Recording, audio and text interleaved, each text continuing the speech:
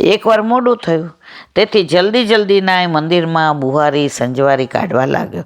ત્યાં દોરી છૂટી ગઈ. તેથી ડોકમાંથી જનોઈ કાઢીને સાવરણીએ બાંધી સંજવારી કાઢવા લાગ્યો. પ્રભુને આજે મોડું થયું, શ્રમ થશે, તે આવેશમાં તેને વૈદિક કર્મની શુદ્ધિ રહી નહીં. બ્રાહ્મણ જનોઈ વગર એક પણ ડગલું ભરે તેને મહાન દોષ લાગે. કર્મકાંડનો જાણકાર હતો, પરંતુ તેનું ચિત્ત પ્રભુની સેવામાં આરૂઢ હોવાથી શુદ્ધિ રહી નહીં. આપણને આવું ચિત્ત હોય ને તો, બાકી એણે કર્યું તો આપણે ન કરાય. આપણને હજી આખી દુનિયાનું ભાન છે, પ્રભુનું ભાન નથી. આપણા દીકરાને રીંગણ બટેકાનું શાક નથી ભાવતું તો ભીંડા બટેકાનું કરાવીએ, દીકરાનું યાદ રહે જ. ઠાકોરજીને કોઈને પૂછ્યું? મારા વાલા કોક દી તો કયો, કંઈ વિશેષમાં આરોગો છે, કાંઈ મન થયું છે મારા વાલા? મને એકલીને કહી દો. જો અત્યારે કોઈ નથી. કોઈ દી પૂછીએ છીએ?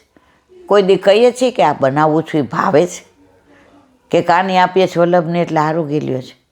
ના હો, કોક દી આ છોકરાઓને જઈને તમારે કહેવાય. એક બેન છે ને, એના ઘરે વર્ષોથી બદામ પલાળે અને સવારે 5 બદામ એના છોલકા કાઢી છિલકા અને એ ખાય. 5 એના વર ખાય, દીકરો ખાય, વહુ ખાય, પૌત્ર. એટલે કંઈક 40-45 બદામ રોજ પલાળે ને કરે. હવે 2-3 દી થયા તો ઓલા બેને વિચાર કર્યો કે જો મારા ઘરે પ્રભુ બિરાજતા સાક્ષાત હોય તો અમે ખાઈએ તો એને ચાખવાનું મન ન થાય. એ બેન સાક્ષાત માનતા હતા, આવો વિચાર આવ્યા. તમને મને આવે જ ક્યારે? પછી એણે તો એકવાર એ 6 બદામ જુદી પલાળી. એટલે વહુએ કીધું, મમ્મી મેં પલાળી દીધી, તમે કપાચી પલાળો? એ કે બેટા ઠાકોરજી માટે 5 નું હોય, 1, 3, 5 એવી આપણામાં ન હોય. આપણામાં 2, 4, 6, 8, 10 હોય. એટલે મેં ઠાકોરજી માટે 6 પલાળી છે. પછી સવારે તો નાહી ધોઈને છિલકા કાઢીને વાડકીમાં મંગળભોગમાં તો એ બેને શું કીધું ખબર છે? મારા વાલા, આ છોકરાઓને અમે ખાતા હોય ને તો નાનું ચાકડું જોવે ને તો એનું મન થાય. તો આજે આપે અમારા નાના લાલા છો ને, એટલે આપે જુઓ તો મન થાય ને, એટલે એ ભાવથી આજે ધરાવું છું મારા વાલા આ રોકો. જો આવો ભાવ આપણામાં આવી જાય તો ઠાકોરજી સાનુભાવ જતાવ્યા વિના રહે નહીં. પણ હજી આપણે આપણા ઠાકોરજીને સાક્ષાત માનતા નથી. આપણે ક્રિયા કરીએ છીએ. જ્યાં ક્રિયા થાય ને ત્યાં ભાવ નથી, ને ભાવ છે ત્યાં ક્રિયા થતી નથી. સહજ પ્રીતિ ગોપાલ છો. પ્રેમ થઈ જતો હોય છે. આમ પુસ્તકમાં લખ્યું હોય, સવારે મળીએ ત્યારે ગુલાબ દેવાનું, એની સામે મધુરું હાસ્ય કરવાનું, ક્લાસમાં બેઠા હોય ત્યારે એનું મોઢું જ દેખાય. અલા, આ પુસ્તક પ્રમાણે ના થાય. એ તો પ્રથમ નજરે પ્રેમ થઈ જાય. આંખથી આંખ મેળે ખબર પડી જાય. તમારા પ્રેમ છે એવું કહેવાની જરૂર જ ન પડે. ઈશારો ઈશારો દિલ દેને વાલે મેરી જાન સીખા હે તુમને કહા. આ બધું ઈશારામાં ખબર પડી જાય. આ ચોપડીમાં નો લખ્યું હોય તો પ્રભુ હારે પ્રેમ થઈ જાય છે ને, એ કોઈ પુસ્તકમાં લખ્યું નથી. કોઈ જો સાક્ષાત છે તો. બાકી તો તમારે પછી ચોપડી પ્રમાણે કરવો હોય તો ક્રિયા કરો, પણ તમારું સાનિધ્ય પ્રભુનું, એની સન્મુખતા, એનું સામીપ્ય, એની સામગ્રી કરો ત્યારે એનું સન્નિધાન, આ બધું તમને એના તરફ લઈ જવા માટે પ્રેરણા કરે જ. અને પ્રભુની પાસે પહોંચો આ બધું લઈને, ત્યારે પ્રભુ મંદ મંદ મુસ્કાતા કે તું આવી, હું તારી જ રાહ જોતો હતો. બસ આ પુષ્ટિ પુરુષોત્તમ મારા વાલા, આ પુષ્ટિ પુરુષોત્તમ.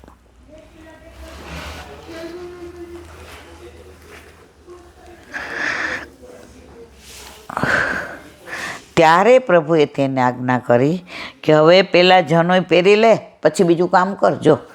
ઠાકોરજીએ કીધું એ કે હવે જનોઈ પહેરી લે પહેલાં, પછી બીજું કામ કર.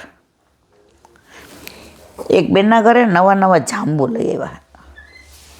ઓલા ઝાડ વાવ્યું હતું ને એમાં પહેલાં જ જાંબુ આવ્યા. એટલે એની વહુએ ધોઈને ફ્રીજમાં મૂકી દીધા કે લાલીઓ સ્કૂલેથી આવે ને તો એને દેખાડીશ કે જો તું કહેતો હોત ને ક્યારે જાંબુ આવશે, ક્યારે જાંબુ, એટલે જાંબુ આવ્યા. હવે આ બેન જોઈ ગયા. એ કે માં ઠાકોરજી મને પૂછતા હતા કે એમાં ક્યારે જાંબુ. તો ત્યારે હું એવું નહોતી કે તું ભગવાન છો તને ખબર પડે, તો હું એને રોજ કહેતી આવે એટલે તું પહેલાં તને ચખાડીશ, તને ચખાડ્યા વિના અમે થોડા લેશું, તારે જરાય ચિંતા નહીં કરવાની. જાંબુ આવશે ને લાલા પહેલાં તને અરોગ આવીશ, તું કહેજે કે કેવા છે, તું આમ કહીશ ને એટલે અમે લેશું. ઓલી વહુએ તો ગણીને મૂકી દીધા. હવે એ તો તેડવા ગઈ એટલે આમણે તો ફ્રીજમાંથી ને 6 જાંબુ કાઢ્યા, એના નાકા કરી નાખ્યા, ઠળિયા કાઢ્યા અને ઝીણા ઝીણા મજાના સમારી ટૂંક કરી અને ઉથાપનમાં ઠાકોરજીને ધરાવ્યા ને કે ક્યારનો પૂછપૂછ નહોતો કરતો, મૈયા હવે ક્યારે જાંબુ આવશે, હે મૈયા હવે ક્યારે જાંબુ આવશે, કેટલું મોટું થઈ ગયું, જો પાંદડા આવી ગયા, હવે તો જો લહેરાય છે, હવે ક્યારે જાંબુ, લે તારા જાંબુ આવી ગયા. મેં તને કીધું તું લાલા કે જેવા જાંબુ આવશે ઝાડમાં પહેલી વાર નવું નવું ઝાડ વાવ્યું ત્યારે પહેલાં તને રોગ આવીશ, તને પૂછીશ કેવા છે, અને પછી તો આખા રસ્તે ઓલી એની વહુ મળો છોકરાને તેડવા ગઈ, જોઈ કે લાલા, એને લાલો કહેતા હતા, તો ક્યારનો પૂછતો હતો ને જાંબુ, આજે તો 12 જાંબુ આવ્યા છે અને મેં તારા માટે ધોઈને ફ્રીજમાં મૂક્યા છે, એટલે ચલ તું પહેલાં તૈયાર થઈ જાજે, હાથ મોઢું ધોઈને અને જમી લેજે, પછી હું તને જાંબુ આપીશ. એટલે ઓલો છોકરો તો દોડ્યો, હાથ ધોયા વિના સીધા જાંબુ લઈને ખાવા માંડ્યો. અરે હાથ તો ધો, please wash your hand, please wash your hand. ઓલો સાંભળે એટલે કે બધાય ન ખાતો, 1-2 બધાને ચાખવાળા, પણ મમ્મી આમાં તો 6 જ છે. અરે હોય ખાય, મેં 12 મૂક્યા છે ને, મને ખબર છે ને, ઉતાર્યા ત્યારે મેં જોયા હતા ને, મારા હાથે ગણ્યા હતા ને. સાસુએ કીધું બેટા તે તારા લાલાને વચન આપ્યું હતું કે પહેલાં જાંબુ આવશે તો તારા માટે રવા દઈશ. મેં મારા લાલાને કહ્યું હતું કે પહેલાં જાંબુ આવશે તો પૂછતો હતો, તો મેં મારા લાલાના ભાગ કરી દીધા, પહેલાં 6 મારા લાલાના બાકીનો 6 તારા લાલાના. પછી હવે પરાકાષ્ઠા સાંભળવા જેવી છે મારા વાલા. હવે આમણે તો ઓલીને મોઢું ચડી ગયું, વહુનું મોઢું ચડતા વાર ન લાગે. તમે ગમે એટલું રાખો પણ નાની વાતમાં વાંધો એવો પાડી દે, તમારે આમ કહેવું પડે, સરસ હસી દેવું પડે. આ દુનિયાની વાત કરું છું બાપા, પાછા ઊંધું કોઈ લેતા નહીં. હવે તો મોઢું ચડાવી દીધું, ઓલો તો 6 ખાઈ ગયો. મમ્મી સેજ ખાટા હોય એવું લાગે છે, પણ ના પહેલી વાર છે ને સારા છે. ઓલા ભોગ સરાવ્યા અને ઘરમાં 6 જણા બધાએ એક પ્રસાદ લીધો. એસો સ્વાદ હમ કબહુ ન ચાખ્યો સુન ગોકુલ કે નાદ. દીકરો કે મમ્મી શું આ ઠાકોરજીએ જાંબુ અરોગ્યા જ, આજે ઝાડમાંથી પહેલાં જાંબુ આવ્યા, પ્રભુએ તો જે ખાધા એના વરે કીધું. ઇવન તો પૌત્રોએ કીધું દાદી ઓલા મેં ખાધા ને ઠાકોરજી ઊંચી કરી. એ કે શું ઊંચી કરી? એ કે હારા પોતે લઈ લીધા ને ખાટા મને આપ્યા. તો કે ના બેટા 6 એમના જ કાઢ્યા હતા, તારી માએ એના લાલા માટે રાખ્યા, આ માએ એના લાલા માટે.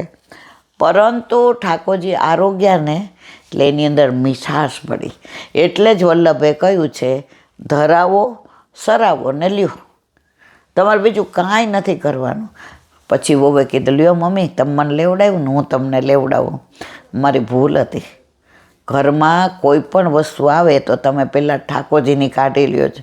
આજે હું પુત્ર પ્રેમના લીધે ભાન ભૂલી અને મેં ઠાકોરજીના પહેલાં કાઢવાના બદલે મારા લાલિયાના કાઢ્યા. ઠાકોરજીએ જતાવ્યું, એ ખાટા નીકળ્યા અને આ મીઠા નીકળ્યા. એટલે પ્રભુ જતાવે છે, એમાં કોઈ શંકાને શાન નથી. પ્રભુએ આજ્ઞા કરી કે પહેલાં જનોય પહેરલે પછી બીજું કામ કર. આ વચન પ્રભુના સાંભળતા જ તેને શુદ્ધિ આવી કે મેં આ શું કર્યું. દેહાનું ભાન જ નહોતું કે જનોય તોડી નાખી છે. પ્રભુના અવેર ન થાય, પ્રભુની લીલામાં કે કાલે મેં પોઢાડ્યા ત્યારે મેં એના ચરણ ચાપ્યા હતા, હું પૂછતો હતો કે લાલા આજે કઈ વનમાં ગાયો ચરાય, એવા ગાયોએ તને ઢીક નથી મારીને? આજે યમુનાજીનું પાન કર્યું ત્યારે યમુનાજીમાં કોઈ દો નહોતો ને? કદમના વૃક્ષ પર ચડે છે ત્યારે કૂદકા નથી મારતો ને? આ બધું અનુસંધાન હોય તો ઠાકોરજી જતાવ્યા વિના રહેતા નથી. વેદ વિધિ કો નેમ જ્યો રહ્યો નહીં, ત્યાં કેવળ પ્રેમ ભાવ જ રહ્યો. ત્યારે પ્રભુ તેની સાથે બોલ્યા, પ્રેમ ત્યાં નેમ નથી. આ બ્રાહ્મણ પ્રભુની સેવામાં તન્મય બની જતા હોવાથી વૈદિક કર્મ તરફ ધ્યાન આપ્યું નહીં. પ્રભુએ તેને અભયપદ દાન દીધું. કોઈ વાંધો નહીં, હવે તો જનોય પહેરી લે. બોલો વલ્લભ.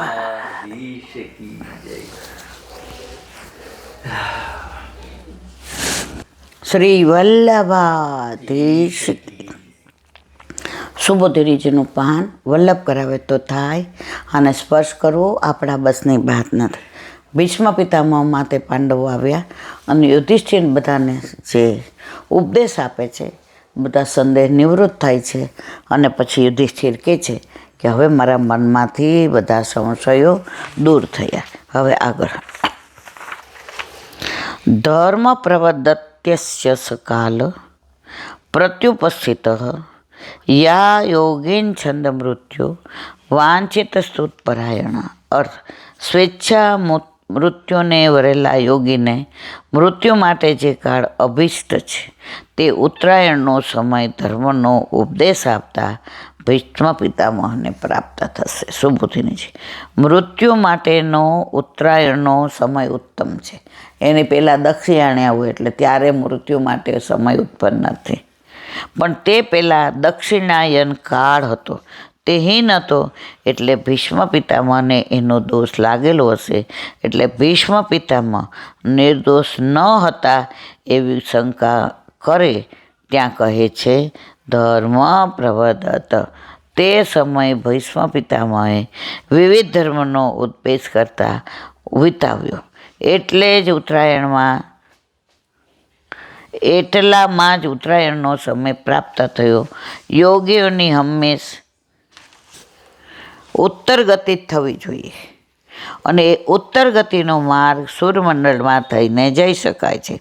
ભીષ્મ પિતામહે યોગના ધર્મ વડે કાળને પણ વશ કર્યો, તેથી તેઓ ઈચ્છા મૃત્યુને પ્રાપ્ત છે. એમને ઉત્તમ ઉત્તરાયણ કાળનો દેહનો ત્યાગ કરવો હતો. એટલે જ દક્ષિણાયન કાળ હતો ત્યાં સુધી ઉપદેશ કરી સમય વ્યતીત કર્યો. યુદ્ધ થયું અને ભીષ્મને આટલા બાણ વાગ્યા તો એ બાણ સૈયા ઉપર પોઢ્યા હતા. હવે દક્ષિણાયનમાં જીવ જાય તો ઉત્તમ ગતિ ન પામે. તો ભીષ્મ પિતામહને સ્વેચ્છા મૃત્યુનો વરદાન હતું. હવે એણે વાતો કરી, ઉપદેશ આપી અને સમય પસાર કર્યો. અને જેવો દક્ષિણાયન પૂરો થયો અને ઉત્તર દિશામાંથી સૂર્ય આવ્યો, ઉત્તરાયણ સારું થયો, એટલે પોતાનો દેહ છોડ્યો. તતોપસંહૃત ગિરઃ સહસ્રણી વિમુક્ત સંગમન આદિ પુરુષે કૃષ્ણે લસત્પીઠે ચત્રભુજપુરે સ્થેય મિલિતદૃગ વ્યધારયત. અર્થ, ભીષ્મ પિતામહને મૌન ધારણ કર્યું. હજારોની સેનાને દોરનાર ભીષ્મ પિતામહ સામે ઊભા રહ્યા હતા. પિતાંબર શોભતા ચતુર્ભુજ ભગવાન શ્રી કૃષ્ણમાં નેત્રો બીડ્યા વિના પોતાના નિસંગ મનને પરવો.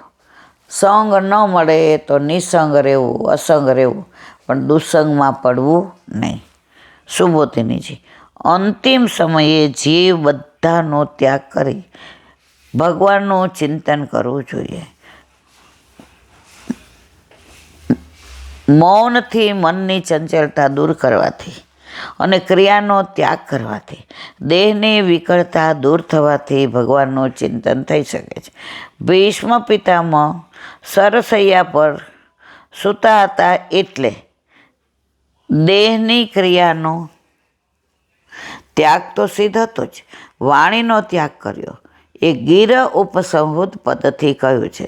સહસ્રણી એટલે હજારો. યોદ્ધાને યુદ્ધમાં અથવા પોતાના વચનોથી વશમાં કરી લેતા હતા. કોણ? ભીષ્મ પિતામહ. એમનું બળ એવું હતું કે હજારો યોદ્ધાને 1 મિનિટમાં પોતાના ઓલામાં કરી લેતા હતા. પણ અત્યારે ક્યાં સૂતા હતા? બાણશૈયા ઉપર. એ એમના સ્વધર્મનો ઉત્કર્ષ બતાવ્યો છે. વિમુક્ત સંગ વિશેષણ મુક્તા અંતર્બહી સંગાયેન, જેણે સુંદર બહારથી આસક્તિને પરિત્યાગ કર્યો છે. એવા મનને આદિપુરુષ શ્રી કૃષ્ણ ભગવાનના ધારણ કરેલું છે એમ કહેવાથી માનસ પ્રતિમામાં મન પરોવ્યું છે એમ સિદ્ધ થાય છે. માટે એના નિરાકરણ અલૌકિક પ્રકાર કહે છે. કૃષ્ણે પુરુષિત, સામે ઉભેલા શ્રી કૃષ્ણમાં ચિત્ત લગાડ્યું. કથત વીરમ પ્રયત્યાત્મા જ્ઞેયસત, કોઈ વીર ધીર પુરુષ પોતાની અંદર બિરાજમાન ભગવાનના દર્શન કરે છે. અર્થાત ચક્ષુના વ્યાપારને અંદર લઈ શકતું ચક્ષુના વ્યાપારને અંદર લઈ જઈને હૃદયમાં બિરાજી માનસી મૂર્તિના દર્શન કરે છે. પણ અહીં તો પરિસ્થિતિ ઉલટી છે. મનને ચક્ષુઓ દ્વારા બહાર લાવી ભગવાનના દર્શન. જો મનને બહાર લાવે છે, આંખથી તો નથી દેખાતું. શેના ઉપર સૂતા છે બાણશૈયા? ક્યાં? કુરુક્ષેત્રમાં. તો મનના નેત્રોને બહાર લાવીને પ્રભુના દર્શન કરે છે. કૃષ્ણ પદ આવિર્ભૂત ભગવાન માટે મૂક્યું છે, કારણ કે આવિર્ભૂત ભગવાનનું નામ જ કૃષ્ણ છે. ભગવાન બહાર સ્થિત છે એ બતાવવા આપણા વસ્ત્રો અને આકારનું નિરૂપણ કરે છે. શું છે? ભગવાન બહાર સ્થિત છે તે બતાવવા આપણા વસ્ત્રો અને આકારનું વર્ણન કરે છે. લસત પીઠ પતે અર્જુન, અગ્નિથી શુદ્ધ કરેલા કનક જેવા ભગવાનનો રૂપ. 1 મિનિટ. કારણ કે આવિર્ભૂત ભગવાનનું નામ જ કૃષ્ણ છે. ભગવાન બહાર સ્થિત છે એ બતાવવા આપના વસ્ત્રો અને આકારનું વર્ણન કરે છે. લસત પીઠ પટે ચત્રભુજ, અગ્નિથી શુદ્ધ કરેલા કનક જેવું ભગવાનનું પિતાંબર છે. પિતાંબર કોના જેવું છે? શુદ્ધ કરેલા સોના જેવું. તે લસત પદથી કહ્યું છે. ભગવાન મથુરાની જેલમાં તો ચત્રભુજ સ્વરૂપે પ્રગટ થયા, પણ દેવકીજીની વિનંતીથી આપે પ્રાકૃત સ્વરૂપ ધારણ કર્યું હતું.